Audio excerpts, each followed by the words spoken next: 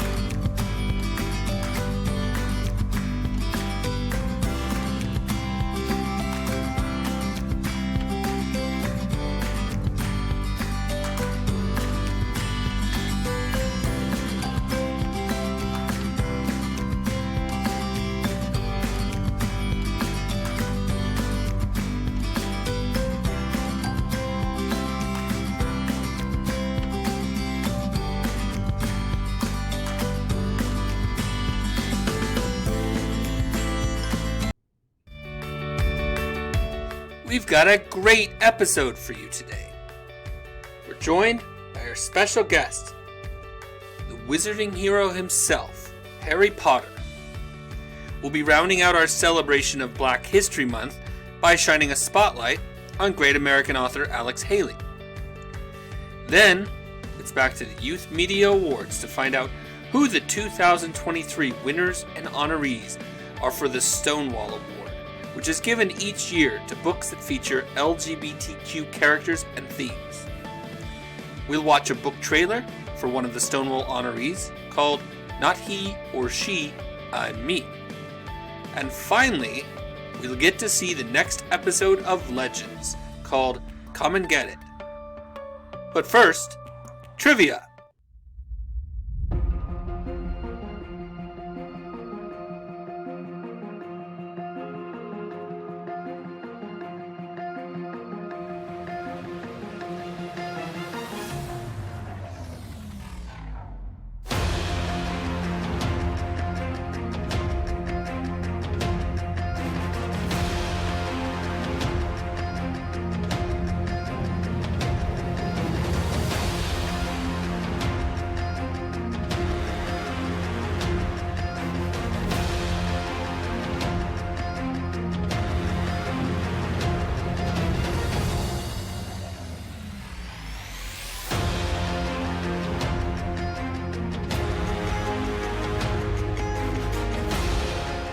I'm here today with my guest, Harry Potter. He's agreed to share a story with us. Hi, my name is Harry Potter. You might remember me from the books written by Joan Rowling or the movies that were based on those books. Mr. Mole told me that last week you learned about Zora Neale Hurston. She's one of my favorite authors, but did you remember that she was also a collector of folklore? Remember, folklore is handed down from generation to generation by verbal storytellers, but people like Zora Neale Hurston would go and talk to those storytellers and hear the stories so that they could write them down. Today I want to share one of those stories with you. It's one of the more famous stories to come from African American folklore, so maybe you have already heard it. This story is called Brer Rabbit and the Tar Baby. I'm joined today by some of my best friends from literature. They promised to listen quietly in the hopes that they can learn this story and tell it to some of their friends and family in the future. I encourage all those of you that are watching out there to do the same. Now, without further hesitation, I bring you the story of Brer Rabbit and the Tar Baby. Early one morning, even before Sister Moon had put on her negligee, Brer Fox was up and moving around. He had a glint in his eye, so you know he was up to no good. He mixed up a big batch of tar and made it into the shape of a baby. By the time he finished, Brer's son was yawning himself awake and peeping one eye over the top side of the earth. Brer Fox took his tar baby down to the road, the very road Brer Rabbit walked along every morning. He sat the tar baby in the road, put a hat on it, and then hid in a ditch. He had scarcely gotten comfortable as one can get in a ditch before Brer Rabbit came strutting along like he owned the world and was collecting rent from everybody in it. Seeing the tar baby, Brer Rabbit tipped his hat. "Good morning. Nice day, ain't it?" "Of course, any day I wake up and find I'm still alive is a nice day far as I'm concerned." He laughed at his joke, which he thought was pretty good. "It's not too bad if I say so myself." Tar Baby didn't say a word. Brer Fox stuck his head up out of the ditch, grinning. "You deaf?" Brer Rabbit asked the Tar Baby. "If you are, I can talk louder." He yelled, "How you dis?" "Morning. Nice day, ain't it?" Tar Baby still didn't say anything. Brer Rabbit was getting kind of annoyed. "I don't know what's wrong with this young generation," yelled Brer Rabbit. "Didn't your parents teach you no manners?" Tar Baby didn't say anything. "Well, I reckon I'll teach you some," Brer Rabbit cried. He hauled off and hit the Tar Baby, bop, and his fist was stuck to the side of the Tar Baby's face. "You let me go," Brer Rabbit yelled. "Let me go or I'll really pop you one." He twisted and turned, but he couldn't get loose. "All right, I warned you." And he smacked the Tar Baby on the other side of its head. Bop! His other fist was stuck. Brer Rabbit sure was mad now. "You turn me loose or I'll make you wish you'd never been born," he cried. Thunk! He kicked the Tar Baby and his foot was caught. He was cussing and carrying on something terrible and kicked the Tar Baby with the other foot and thunk! That foot was caught. "You let me go or I'll butt you with my head," Brer Rabbit yelped. He butted the Tar Baby under the chin and thunk! His head was stuck. Brer Fox sauntered out of the ditch just as cool as the sweat on the side of a glass of iced tea.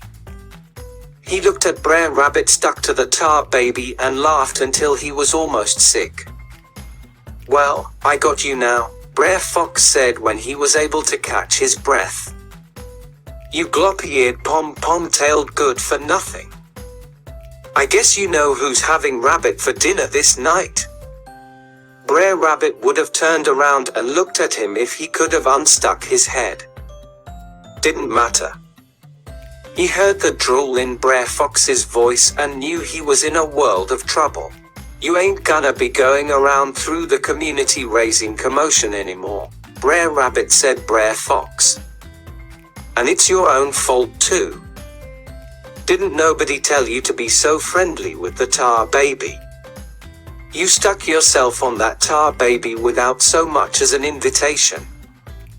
There you are and there you'll be until I get my fire started and my barbecue sauce ready." Brer Rabbit always had enough lip for anybody and everybody. He even told God once what he had done wrong on the third day of creation. This time, though, Brer Rabbit talked mighty humbly. "Well, Brer Fox," he said, "no doubt about it. You got me and no point my saying that I would improve my ways if you spared me. No point at all," Brer Fox agreed as he started gathering kindling for the fire. "I guess I'm going to be barbecued this day," Brer Rabbit sighed. "But getting barbecued is a whole lot better than getting thrown in the briar patch." He sighed again. "No doubt about it. Getting barbecued is almost a blessing compared to being thrown in that briar patch on the other side of the road. If you got to go, go in a barbecue sauce. That's what I always say." how much lemon juice and brown sugar you put in yours. When Brer Fox heard this, he had to do some more thinking, because he wanted the worst death possible for that rabbit. Now that I thinks on it, he told Brer Rabbit, it's too hot to be standing over a hot fire. I think I'll hang you. Brer Rabbit shuddered. Hanging is a terrible way to die. Just terrible. But I thank you for being so considerate. Hanging is better than being thrown in the briar patch. Brer Fox thought that over a minute.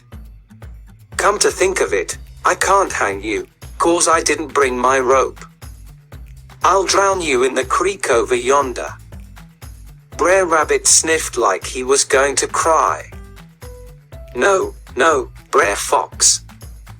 You know I can't stand water, but I guess drowning, awful as it is better than the briar patch. I got it. Brer Fox exclaimed. I don't feel like dragging you all the way down to the creek. I got my knife right here. I'm going to skin you. He pulled out his knife. Brer Rabbit's ears shivered. That's all right, Brer Fox. It'll hurt something awful, but go ahead and skin me. Scratch out my eyeballs. Tear out my ears by the roots. Cut off my legs. Do whatsoever you want with me, Brer Fox, but please, don't throw me in that briar patch. Brer Fox was convinced now that the worst thing he could do to Brer Rabbit was the very thing Brer Rabbit didn't want him to do.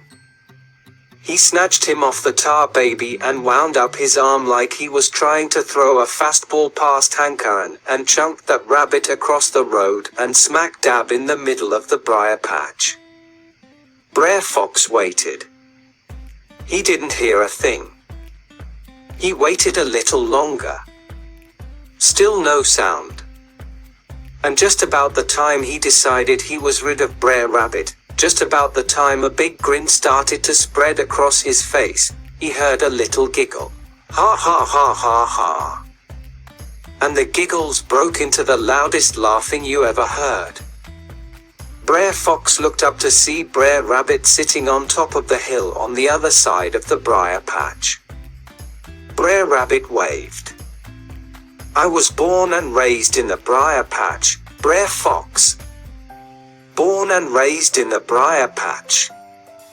And he hopped on over the hill and out of sight. And that's the story of Brer Rabbit and the tar baby. You can see why they called Brer Rabbit a trickster, because he sure tricked Brer Fox, didn't he? I'd like to thank all my famous literary guests for being such an attentive audience. You set an excellent example for how to listen carefully to a story so you can remember it and maybe pass it along to the next group of folks. And to those of you watching out there, I hope you enjoyed what you heard. If you did, remember, folklore is meant to be passed on, so tell a friend, sibling, or trusted adult the story you heard here today. Thanks for listening. Harry, thank you for being on the show today. I heard you use a word, trickster. Would you care to tell us a little bit more about that character archetype? Thanks for having me, Mr. Mole. Yes, the trickster is an interesting character. You will find the character in different cultures all over the world, and the character is represented by different animals as well. Brer Rabbit is a definite trickster, but you might also find some stories that use Coyote as a trickster, or the Raven, and yes, even sometimes the Fox. That's great information from our wizarding hero from across the pond. Now I'd like to share a short biography with you, as we shine a spotlight on great American author Alex Haley.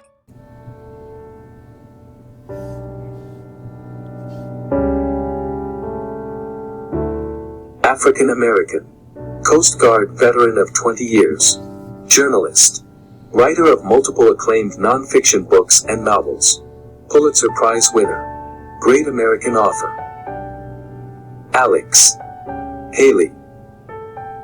Alex Haley was born in Ithaca, New York on August 11, 1921. His family relocated to Henning, Tennessee shortly after, and Haley lived there until he was 5, when he returned to Ithaca with his family. His father was college educated and encouraged Alex to go as well. He began at Alcorn State University in Mississippi and transferred to Elizabeth City State University in North Carolina, but dropped out a year later. His father then convinced him to enlist in the U.S. Coast Guard, where he served through World War II and had a 20-year career. He was a mess attendant, which means he served food to other enlisted folk, but he was eventually promoted to steward, which meant that he took care of the officers. At the time, these sorts of jobs were the only ones available to black service members. After World War II, he convinced the Coast Guard to let him transfer to work as a journalist and was eventually promoted to be the first Chief Petty Officer journalist in the Coast Guard ever. After he retired from the Coast Guard, he began working as a civilian journalist. During this time, he interviewed such notable figures as Miles Davis, Martin Luther King Jr., Jim Brown, Quincy Jones, Muhammad Ali, and Sammy Davis Jr. In 1965, Haley Ghost wrote the autobiography of Malcolm X, which detailed Malcolm X's life from his childhood, to his time as a small-time criminal, to his place in the national spotlight as a civil rights leader. Alex Haley is most remembered for writing Roots, the Saga of an American Family, which is the story of Haley's own family, tracing its roots in Mandingo, in Africa of the 1700s all the way to the present day. It tells the story of Haley's first enslaved ancestor, Kunta Kinte, his ancestors Kizzy and Chicken George, Tom the blacksmith, and many others. The story follows the family through slavery, emancipation, and up to the time when Haley goes back to Africa to find the village of his ancestor, Kunta Kinte.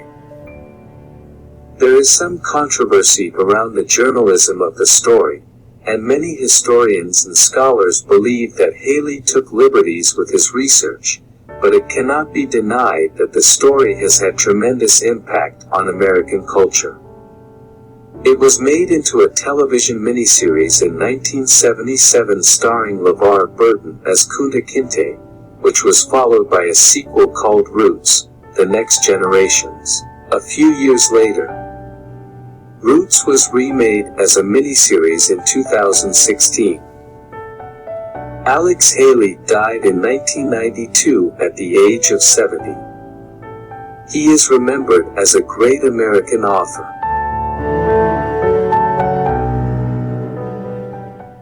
Let's head back to the Youth Media Awards to find out who won the Stonewall Awards and Honors for 2023. Remember, the Stonewall Award is given out yearly to books that have LGBTQ characters and themes. Our next award is the Stonewall Book Awards. Mike Morgan and Larry Roman's Children's and Young Adult Literature Award. Sponsored by the Stonewall Book Awards Children's and Young Adult Committee of the Rainbow Roundtable, the award is given annually to English language books of exceptional merit relating to the gay, lesbian, bisexual, and transgender experience, which we all deserve to read about. The committee chose 4 children's honor books. Desert Queen, written by Jyoti Rajan Gopal, illustrated by Swabu Kohli, and published by Levine Carrillo. Not He or She, I'm Me, written by A.M. Wild, illustrated by Ka Yang Ni, and published by Henry Holt and Company, a division of Macmillan Publishing Group. The Other Woods, written by Justine Pucella Winans, and published by Bloomsbury Children's Books. And Stars in Their Eyes, written by Jessica Walton, illustrated by Ashka, and published by Graphics, an imprint of Scholastic Inc. The 2024 Stonewall Book Awards Mike Morgan and Larry Roman's Children's Award goes to Cross My Heart and Never Lie, written and illustrated by Nora Dasnez, translated by Matt Bagalay, and published by Hippo Park, an imprint of Astra Books for young readers. I would like to thank Award Committee Chair Shira Pilarski and the committee for today's selections. Will you all please stand and be recognized?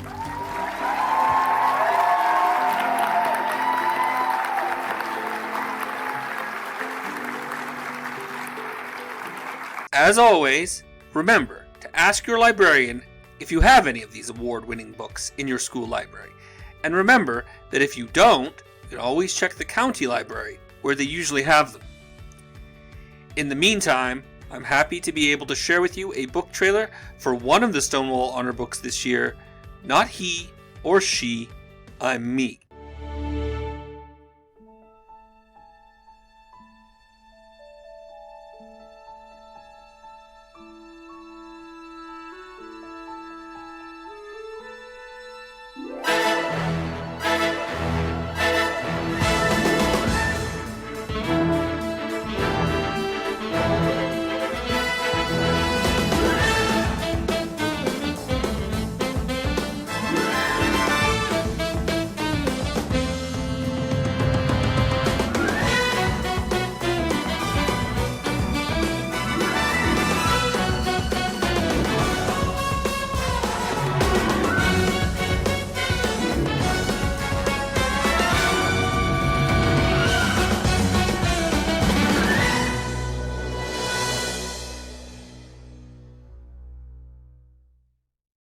Lastly, let's watch another episode of Legends.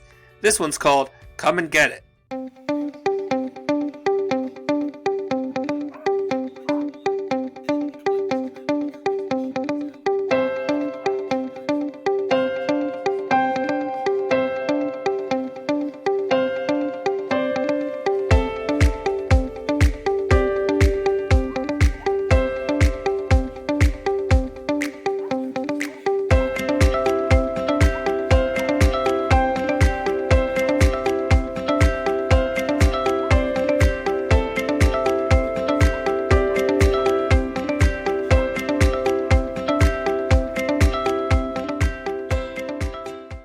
I'd like to thank you all for joining me today.